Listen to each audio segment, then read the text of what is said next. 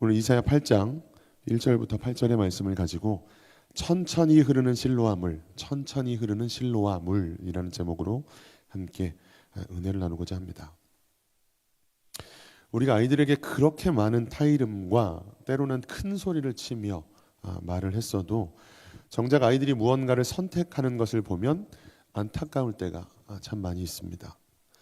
지금 당장은 그게 좋아 보일지 몰라도 선택하지 않은 다른 편이 더 좋은데, 비교도 되지 않을 만큼 더 좋은데 그렇게 말해줬어도 왜 이걸 선택했을까? 우리 아이들의 자녀들의 선택을 볼 때 그런 생각들을 하게 될 때가 있는 것 같습니다. 이런 생각들을 해보신 적이 분명히 있을 거예요. 작고 사소한 일부터 정말 중요하고 큰 일까지 이런 생각을 할 때가 참 많고, 그런 선택을 하는 걸 보면 정말 답답하죠. 그런데 우리 하나님은 어떠실까라는 생각들을 해봤습니다. 우리 하나님은 어떠실까? 수많은 말씀으로 역사 속에 수많은 선진들의 삶을 통해 우리에게 말씀하셨고, 또 성령의 감동으로 기록된 성경 말씀을 통해서도 우리에게 어느 것이 좋은 편인지, 어느 편이 후회 없는 선택인지, 그 끝에 그 결말에 무엇이 있는지를 얼마나 많이 말씀하셨는지 모릅니다. 사실 우리의 신앙생활 연수만큼 우리는 그렇게 많은 말씀을 들었고, 또 그 와중에 성경을 읽기도 하고 해서 얼마나 하나님께서 인생이 어떤 것인지, 어떤 선택을 해야 하는지, 그 선택의 끝에 뭐가 있는지, 그 결말에는 무엇이 있는지 얼마나 많이 말씀하셨는지 모른다는 거예요. 그런데 정작 우리 또한 마치 우리가 자녀들을 대할 때 왜 이걸 선택했을까? 이 편이 훨씬 좋은데, 지금의 생각으로는 비교할 수 없을 만큼 이게 더 좋은데라고 그 선택을 보면서 답답해하고 안타까워할 때가 많은데, 정작 하나님이 보시기에 우리들도 마치 우리가 자녀들을 봤을 때 답답해하는 것 같은 일들이 하나님 앞에서도 있지 않을까라는 생각들을 해보게 됩니다. 오늘 본문 이사야 8장은 사실 7장부터 봐야 좀 내용의 이해가 쉽습니다. 이사야 7장에 보면 남유다의 12번째 왕 아하스 왕이라고 하는 존재가, 아하스 왕이 남유다의 통치자로 세워졌을 때 북이스라엘의 베가 왕이 아람의 르신 왕과 동맹을 맺고 남유다를 공격을 합니다. 이게 이사야 7장 1절에서 2절의 말씀에 있어요. 우리 같이 읽어볼까요? 우시야의 손자요 요담의 아들인 유다의 아하스 왕 때에 아람의 르신 왕과 르말리아의 아들 이스라엘의 베가 왕이 올라와서 예루살렘을 쳤으나 능히 이기지 못하니라. 어떤 사람이 다윗의 집에 알려 이르되 아람이 에브라임과 동맹하였다 하였으므로 왕의 마음과 그의 백성의 마음이 숲이 바람의 흔들림 같이 흔들렸더라. 아멘. 이 일로 아람의 르신 왕과 르말리아의 아들 이스라엘의 베가 왕이 동맹을 맺고 남유다를 친 이 일로 인해서 남유다의 아하스 왕과 백성들은 두려움에 사로잡힙니다. 북이스라엘만 쳐들어와도 이 전쟁이라는 게 참 쉽지 않을 텐데, 그런데 북이스라엘만이 아니라 아람과 손을 잡고 아람과 동맹하고 쳐들어왔기 때문이었어요. 그런데 이때 하나님께서 이사야 선지자를 통해서 아하스 왕에게 말씀하십니다. 아람 왕 르신과 르말리아의 아들 베가는 연기 나는 두 부직갱이 그루터기에 불과하니 그들을 두려워하지 말고 낙심하지 말아라고 말하시는 거죠. 이사야 7장 3절 4절 말씀입니다. 읽어볼까요? 그때 여호와께서 이사야에게 이르시되 너와 내 아들 스알야숲은 윗못 수도 끝 세탁자의 밭 큰 길에 나가서 아하스를 만나 그에게 이르기를 너는 삼가며 조용하라. 르신과 아람과 르말리아의 아들이 심히 노할지라도 이들은 연기나는 두 부직갱이 그루터기에 불과하니 두려워하지 말며 낙심하지 말라. 아멘. 그리고 계속해서 말씀하세요. 그들은 지금 유다를 쳐서 무너뜨리고 새로운 왕을 세우겠다, 자신들이 왕을 세워버리겠다라는 악한 꾀를 내세우고 있지만 절대로 그 꾀는 이루어지지 못할 것이니까 너는 걱정하지 마. 그리고 오히려 그들이 얼마 지나지 않아서 패망을 당하게 될 거다라는 말씀까지도 이사야 선지자를 통해서 하십니다. 그런데 이 이사야 선지자의 말을 들은, 하나님의 말씀을 전해 들은 아하스 왕은 하나님이 아니라 또 다른 나라에 도움의 손을 내밉니다. 그게 아수르라고 하는 나라예요. 그래서 아수르 왕 디글랏 빌레셀에게 사자를 보냅니다. 여호와의 성전과 왕궁 곳간에 있는 은금을 다 내어다가 아수르 왕에게 예물로 보내면서 나를 좀 구원해 달라고 청을 하는 거죠. 이것이 열왕기하 16장 7절 8절에 기록되어 있습니다. 읽어보겠습니다. 아하스가 아수르 왕 디글랏 빌레셀에게 사자를 보내 이르되 나는 왕의 신복이요 왕의 아들이라. 이제 아람 왕과 이스라엘 왕이 나를 치니 청하건대 올라와 그 손에서 나를 구원하소서 하고 아하스가 여호와의 성전과 왕궁 곳간에 있는 은금을 내어다가 아수르 왕에게 예물로 보냈더니. 아멘. 자, 그랬더니 아수르 왕이 그 모든 예물들을 받고는 그래 내가 가서 쳐줄게 하고는 북이스라엘과 아람 동맹국을 칩니다. 그래서 아람의 왕 르신을 죽이게 됩니다. 이것만 보면 아하스 왕의 선택이 좋았던 것처럼 보이죠. 지금 당장 북이스라엘과 아람의 왕이 동맹을 맺고 우리를 쳐들어오니까 또 다른 나라 아수르에게 지원을 요청해서 도움을 요청해서 방금 눈앞에 있는 지금의 상황은 무마했으니까요. 아람의 왕 르신이 죽고 나서 아람도 물러갔고 북이스라엘도 더 이상 쳐들어오지 않는 상황이 되었으니까요. 감사의 예우였을까요? 아하스 왕은 아수르의 디글랏 빌레셀 왕을 찾아갑니다. 그리고 그에게 감사를 하고 간 김에 그 나라에 있는 제단을 보고 와서 자기 나라에 남유다로 돌아와서는 그 제단에 대한 설명을 쭉 얘기해주고 이 제단을 본떠서 제단을 하나 만들어라. 그리고는 그때로부터 이 제단에 제사를 드리고 예배를 드리기 시작합니다. 이게 아하스 왕이 했던 그가 통치했던 때에 일어났던 일들이에요. 그리고 나서 이런 배경 속에서 오늘 이사야 8장이 시작되는 겁니다. 이사야 8장에 보면 하나님께서 이사야에게 명령하시죠. 너는 큰 서판을 가지고 그 위에 모두가 알 수 있는 글자로 통용 문자로 마헬살랄 하스바스라고 쓰거라 라고 명령하세요.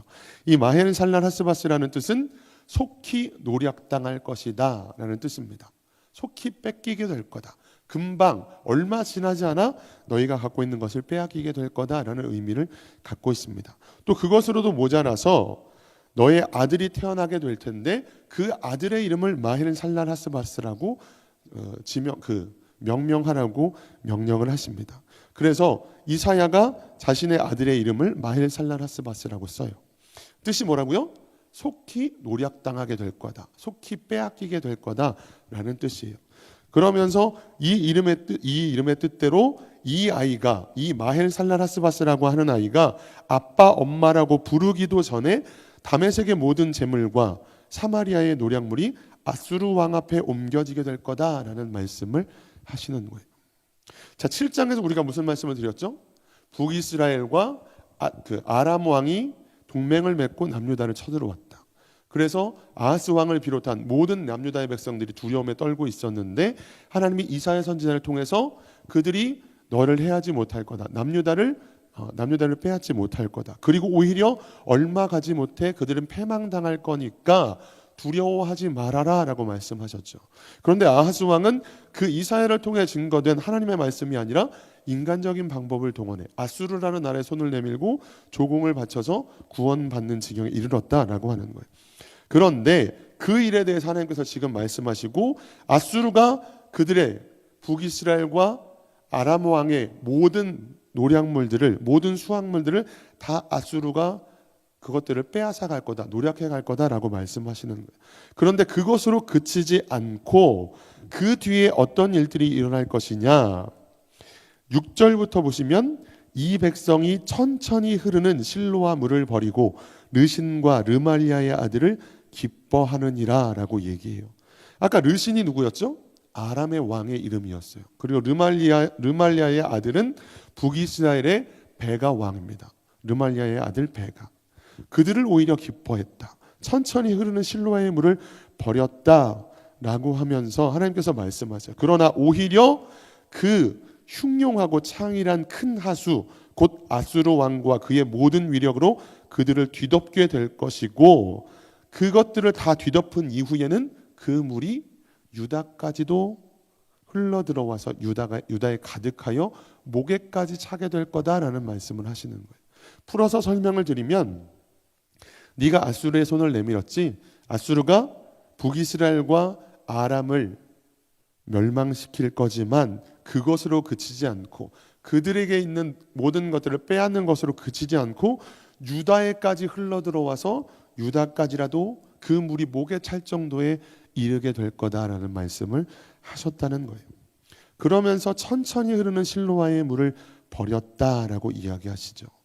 여기서 천천히 흐르는 실로아의 물은 정말 쉽게 말씀드리면 하나님의 역사, 하나님의 일하심, 하나님의 은혜로도 해석할 수 있을 것 같습니다. 바꿔 말하면 하나님을 버리고 네가 아수르를 택한 까닭에 아수르가 지금 당장은 북이스라엘과 아람을 멸망시켜서 너를 도와준 것처럼 보일지 모르지만 그들의 모든 것을 노력한 이후에는 마헬살랄하스바스의 역사를 이룬 이후에는 유다에까지도 흘러와서 너의 목까지 그 물이 차게 될 거다라는 말씀을 하시는 거예요. 여기까지 이해되시나요? 우리가 어떤 급한 일을 당할 때 선택하는 것, 어떤 어려운 일을 당했을 때 선택하는 것이 무엇인가라고 하는 거예요. 천천히 흐르는 실로와 물이라고 하나님은 당신의 역사를, 당신께서 행하신 어떤 일하심에 대해서 천천히 흐르는 실로와 물이라고 표현을 하셨다라고 하는 거예요.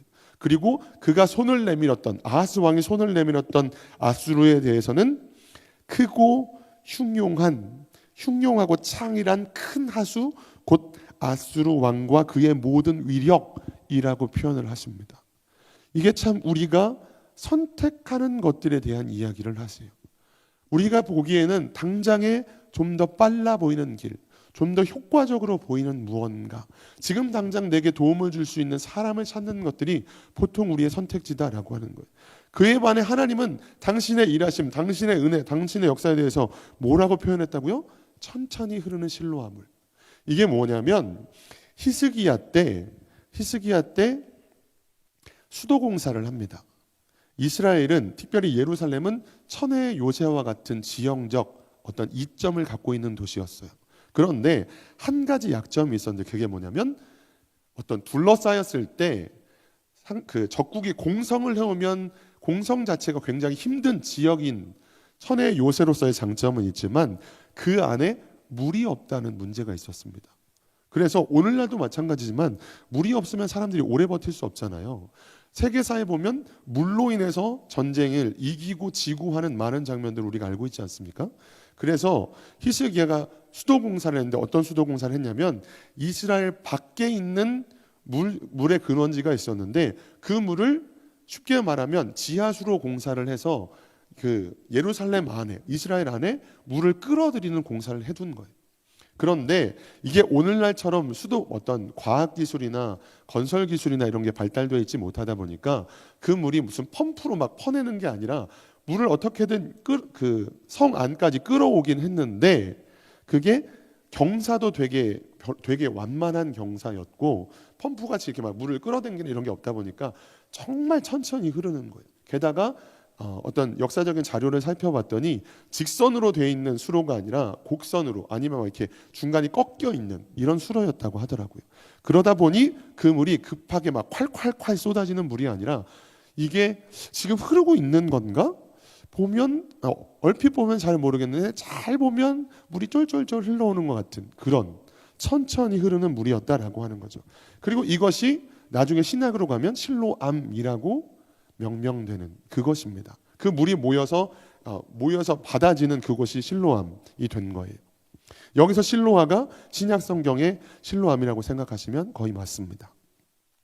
근데 그러다 보니까 그 물은 사실 이스라엘이 둘러싸여서 오래도록 수성을 해야 되는 상황에서는 온 이스라엘을 먹이는 생명젖줄과 같은 것이고 그들의 생명과 같은 것일진데, 그런데 그냥 이렇게 봤을 때는 뭐 물이 흐르고 있는 건지도 잘 모르겠고, 이게 무슨 물이야? 뭐 이렇게 거대한 강과 같은 나일강이나 아수르가 있는 곳은 티그리스 유브라데스 강 주변이었거든요. 그러다 보니 이 엄청난 강, 그 흉용하고 거대하고 큰 물과 비교해 봤을 때 우리가 느끼는 하나님의 역사가 마치 그렇게 보였다라고 하는 거예요.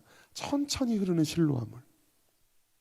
실제로 성경 속에서도 하나님의 일하심이 얼마나 더뎌 보이는 순간들이 많이 있습니까? 예를 들어 하나님께서 모세를 40세에 부르셨으면 얼마나 좋았을까요? 그가 혈기왕성하고 젊고 능력도 있고 힘도 있고, 그래서 하나님이 명령만 하시면 네 제가 하겠습니다 하고 무엇이든지 할 수 있을 것 같은, 우리가 생각했을 때는 모세를 40에 부르셨으면 훨씬 더 좋았겠다라는 생각을 인간적으로 참 할 수 있죠. 그러나 하나님은 40이 아니라 모세를 80에 부르십니다.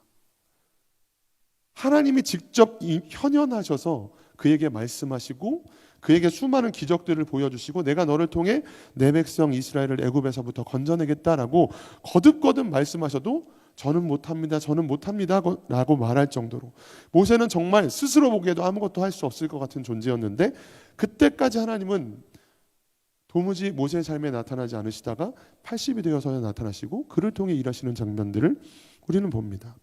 그것뿐이 아니에요. 얼마나 많은 일들이 우리가 봤을 땐 왜 하나님은 지금 일하시지 않지? 지금 난 너무 절박한데, 지금 난 너무 다급한데, 지금 하나님께서 이 일을 해결해 주시고 우리 자녀의 문제를, 우리 가정의 문제를, 어떤 관계의 문제를 해결해 주셔야 하는데 하나님은 도무지 응답하시지 않는 것처럼 보이는, 그야말로 천천히 흐르는 실로아물, 지금 이 물이 흐르고 있긴 한 건가? 하나님이 일하고 계시긴 한 건가? 하나님이 도무지 왜 역사하지 않는지 모르겠어 라고 답답해하는, 그렇게 보이는 것이 하나님의 역사처럼 보이더라라고 하는 거예요. 그런 때 우리의 눈에 들어오는 게 뭐예요? 옆에서 보이는 진짜 거대하고 큰, 누가 봐도 그 물줄기만 봐도 저렇게 하나님의 역사가 내 삶에 일어났으면 좋겠다, 하나님이 저런 엄청난 파도로 나를 밀어주셨으면 좋겠다, 이런 생각들을 우리가 하더라라고 하는 거예요. 그러다 보니 아하스 왕도 이사야 선지자를 통해서 하나님께서 말씀하셨음에도 불구하고 하나님의 말씀이 아니라 하나님을 의지하고 하나님께 찾아갔던 게 아니라 사람에게 손을 내밀고 아수르에게 손을 내밀었다라고 하는 거예요. 그랬더니 뭐라고 하시는 거예요? 그가 너를 도와 북이스라엘과 아람을 멸망시켰을지는 모르겠지만 그것들을 다 뺏어간 이후에는 유다에까지 흘러올 거다, 너의 목까지 그 물이 차고 넘치게 될 거다라고 이야기를 하시는 거예요. 여러분, 세상은 끊임없이 우리에게 두려움을 줍니다. 사단이 주는 가장 좋은 방법이 사실은 두려움이죠. 내가 지금이라도 다른 선택을 해야 되는 게 아닐까, 내가 지금이라도 아수르를 선택해야 되는 게 아닐까, 이 마치 멈춰있는 것처럼 보이는 흐르는 것조차 잘 모르겠는 이 물이 아니라 지금이라도 이 흉흉하고 큰 하수를 선택해야 되는 게 아닐까, 그런 두려움을 우리에게 준다고요. 저걸 의지하지 않으면 안 될 것 같고 지금이라도 저 열차에 타지 않으면 안 될 것 같다라는 생각을 하게 만든다는 거예요. 그러나 성경은, 우리 하나님은 끊임없이 계속해서 말씀하시는 거예요. 천천히 흐르는 실로아의 물을 택하라고. 그것들을 의지하는 순간 오히려 그 모든 위력으로 모든 골짜기를 채운 이후에는 너까지도 그 물에 휩쓸려 가게 될 거다라고 경고하시면서 하나님은 천천히 흐르는 실로아의 물을 택하라고 이야기하시는 거예요. 최근에 제가 유튜브에서 티처스라는 프로그램을 봤습니다. 혹시 보신 분이 있는지 모르겠어요. 흔히 말하는 대치동 1타 강사들이 나와서 영어 1타 강사, 수학 1타 강사, 그리고 면접, 논문 이런 걸로 그 각 분야별 1타 강사들이 나와서 어떤 학생이 학부모와 같이 나와가지고 조언을 구하면 뭐 문제를 좀 풀어본다든지 어떤 문제를 뭐 설명해 보라든지 해가지고 학생의 수준을 알고 공부법이 이것보단 이렇게 하는 게 좋습니다, 이게 더 효과적입니다 라는 것들을 그 원포인트 티칭으로 가르쳐주는 프로예요. 그런데 여기서 그 영어 1타 강사가 무슨 얘기를 했냐면, 그 대치동의 유명한 입시 학원들에서 어떤 방법을 사용하는지에 대해서 언급을 했습니다. 그 학원에서 그 처음에 학원에 들어가기 전에 테스트를 본다는 거예요. 이제 부모님들이 아이들을 데리고 우리 아이가 어느 정도 될까, 아니면 성적을 더 올리기 위해서 그 학원에 찾아갔는데, 가서는 조금 얘기를 하다가 그럼 일단 테스트를 한번 봐볼까요? 그래서 테스트를 보는데 그 테스트를 통해 학생들의 성적을 얼마든지 조정할 수 있다라는 얘기를 하는 겁니다. 이건 사실은 그분이 1타 강사로서 그 학원들에서 일하는 사람인데 이걸 알려줘도 될까라는 오히려 걱정이 들 정도로 그 학원과의 비밀을 얘기해 준 거예요. 근데 그게 뭐냐면, 말도 안 되는 난이도의 시험 문제를 출제하고 시험을 치르게 하는 겁니다. 예를 들면 지금 고1인 학생에게 예를 들어서 미국의 하버드대를 들어갈 수 있는 시험 문제를 낸다든지, 아니면 그것보다 훨씬 더 높은 수준의 문제를 낸다든지, 문제 예를 들어서 100문제를 푸는데 100문제가 다 그런 문제. 그러면 고1이 어떻게 하버드에 갈 수 있는 문제들을 풀 수 있고 그 학생들이 풀 수 있는 문제를 해결할 수 있겠어요. 그러다 보니까 성적이 완전 바닥을 내는 거죠. 그러면서 지금 이 아이의 실력이 이 정도밖에 되지 않습니다. 그런데 우리 학원에서 배우면 이 문제도 최소한 몇 점 이상은 낼 수 있습니다. 지금 우리 학원에서 배우는 아이들은 다 이 문제를 이 정도의 시험은 몇 점 정도를 냅니다 라고 말하는 거예요. 그러면 학부모 입장에서는 어떤 생각을 하겠어요? 우리 아이가 공부를 잘하는 줄 알았는데, 웬만큼 하는 줄 알았는데 내가 잘못 알고 있었구나, 당장이라도 이 학원에 등록시켜야 되겠다라고 하는 거죠. 그런 방법을 쓴다는 거예요. 이게 뭐예요? 학부모로 하여금 두려운 마음이 들게 하는 거죠. 우리 아이가 잘하는 줄 알았는데, 이 정도면 충분히 괜찮은 줄 알았는데 알고 봤더니 그게 아니었구나라는 생각을 심어주면서 지금이라도 빨리 이 학원에 등록시켜야 되겠다, 지금이라도 빨리 이 아이를 더 가르칠 수 있게, 배울 수 있게 해줘야 되겠다라는 생각을 하게 만든다는 거예요. 그래서 그렇게 시험을 보면 100이면 100 그 학원에 등록할 수밖에 없다는 거예요. 이게 뭐예요? 지금이라도 우리 학원에 등록시키셔야 됩니다. 나중에 후회하지 마세요. 지금 우리 학원이 아니면 따라갈 수 없어요 라고 두려움을 조장하는 거죠. 지금 다니엘 기도회가 한참 진행 중인데, 며칠 전에 권호중 씨, 연예인 탤런트 권호중 씨의 간증을 들었습니다. 권호중 씨가 어렸을 때부터 일찍 연예인이 돼서 정말 연예계에서 온갖 방탕하고 허황된 삶을 살다가 아내분이 6살인가 연상인데, 아내분은 3대째 모태신앙이라고 하더라고요. 근데 일찍 아내를 만났지만 권호중 씨는 한참 방황을 하다가 이제 하나님께서 아내를 치고 아들을 치는 바람에 하나님께 완전히 엎드려져서 지금은 하나님을 뜨겁게 만나고 간증을 하셨는데, 이제 아내를 쳐서 아내가 몸이 아프고 너무 거의 죽어가고 있을 때 첫 번째로 회개를 했었고, 그 뒤에 아내가 좀 살만하니까 다시 술과 유흥에 빠져서 살다가 이제 아들 때문에 완전히 엎드려져서 지금 하나님께 돌아왔는데, 그리고 나서 모든 방송 활동을 다 접고 한 3년 동안 아내와 아들을 위해서만 힘을 쓴 거예요. 아내를 웃게 만들어주고 아들을 고치기 위해서. 굉장히 희귀병이라고 하더라고요. 나중에 간증 기회가 되시면 보시면 좋겠는데, 그런데 3년 넘게 활동을 안 하니까 수중에 돈이 하나도 없는 거예요. 수중에 돈이 하나도 없는데, 그때 지금 이제 한참 매일매일 성경을 읽고 기도를 하고 하나님과 동행하는 삶을 살지만, 어쨌든 방송 활동을 안 하다 보니, 연예계 활동을 안 하다 보니 돈이 하나도 없어서 삶이 이제 힘든 지경에 이르렀는데, 그런데 CF가 하나 들어온 거예요. 치킨 CF가. 그래서 치킨 CF, 근데 그 CF의 생리가, 예를 들면 윤서한테도 혹시 저희 CF 한번 찍어주실 수 있나요? 라고 이제 섭외가 들어오는데, 윤서에게만 들어오는 게 아니라 이분에게도 들어오고 이분에게도 들어오고 이분에게도 들어와서 이제 그 최고 경영자에게 지금 누구를 일단 기본적 1차 섭외를 해놨습니다. 이 중에 누가 했으면 좋으실까요? 라고 물어보면 이제 최고 결정권자가, 회사 사장님이나 CEO 되시겠죠? 그분이 그래도 이분이 하시는 게 낫지 않을까? 임진숙 집사님이 하시는 게 낫지 않을까? 이렇게 결정을 하면 그 다음에 또 이제 진행이 되면서 CF가 결정이 된다고 하더라고요. 그런데 이제 권호중 씨에게 CF가 들어왔고 2차로 권호중 씨가 될 것 같은데 그 CF 콘티를 한번 봐주세요라고 한 거예요. 그런데 콘티를 딱 봤더니 치킨 광고인데, 치킨은 맥주와 함께 마시면 더 맛있습니다. 약간 이런 느낌으로 맥주가 같이 들어오는 거예요. 그런데 권호중 씨가 술에 의해서 엄청 많이 방황을 했고 넘어졌고, 그 술 때문에 아내가 힘들어했던 것을 알고, 하나님이 술을 싫어하시는 걸 알고 술을 완전 끊었거든요. 그리고 지금은 하나님만 바라보면서 사는데, 그런데 술을 마시지도 않지만 술을 종용하는 것 같은 광고도 저는 할 수 없습니다. 저는 술을 끊었고, 그렇기 때문에 술을 뭔가 권하는 것 같은 그런 광고도 저는 못 찍을 것 같습니다. 죄송합니다라고 거절을 했다는 거예요.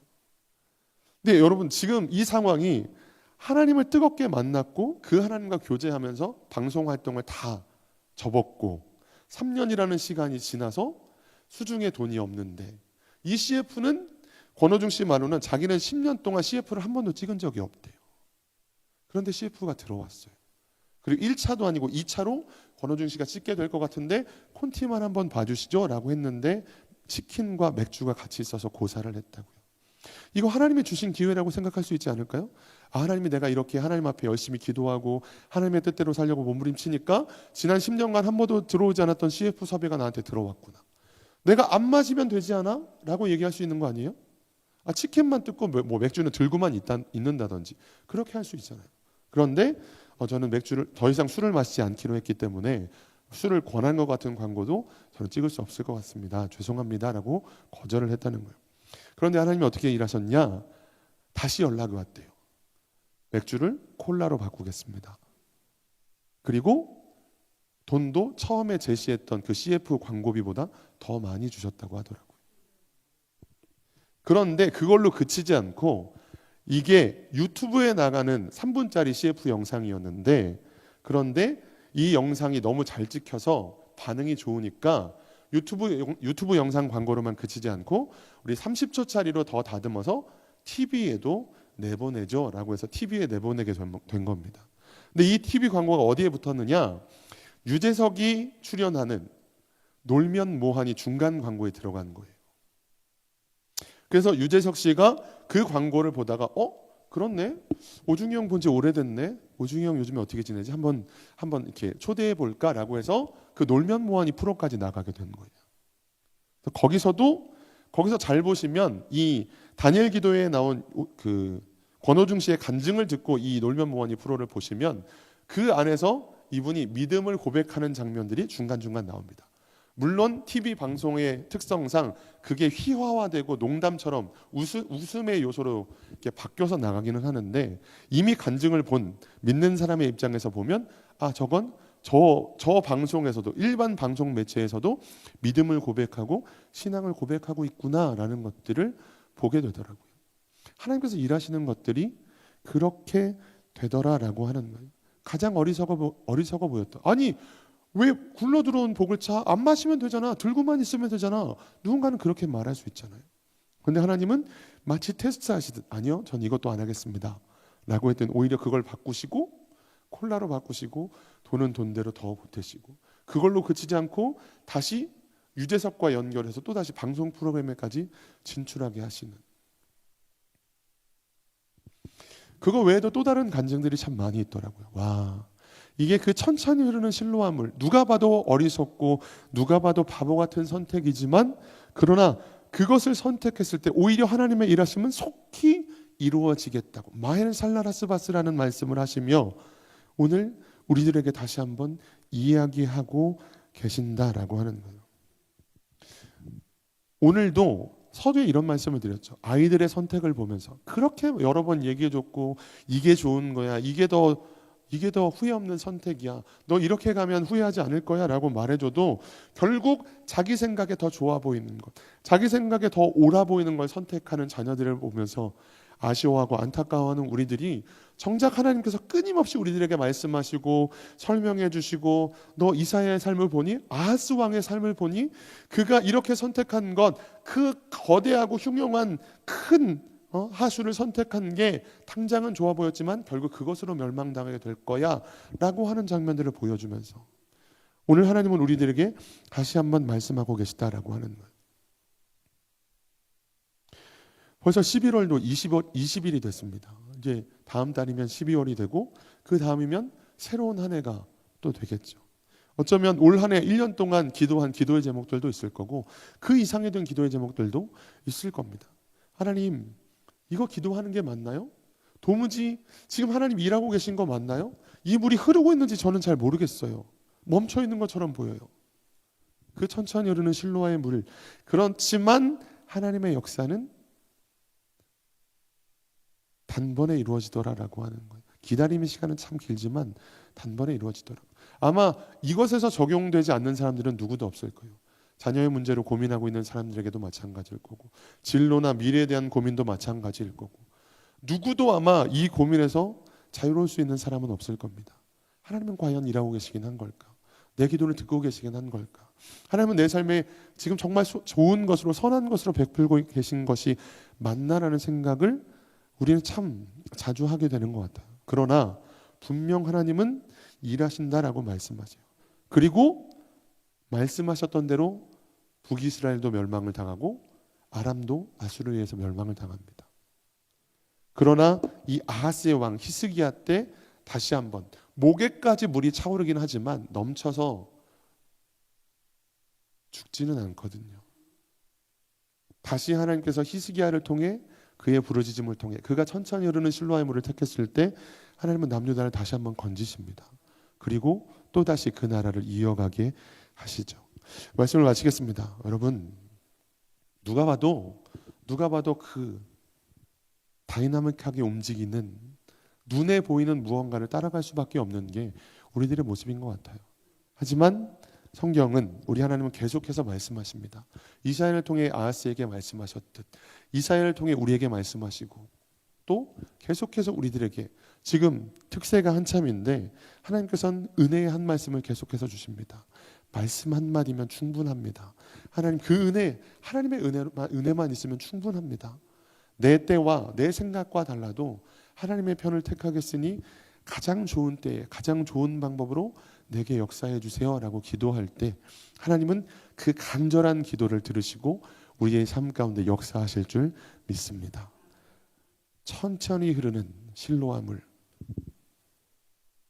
이곳에서 참 평안과 진정한 응답을 하나님의 은혜를 경험하실 수 있는 저와 여러분들이 되시길 주님의 이름으로 축원합니다. 기도하겠습니다.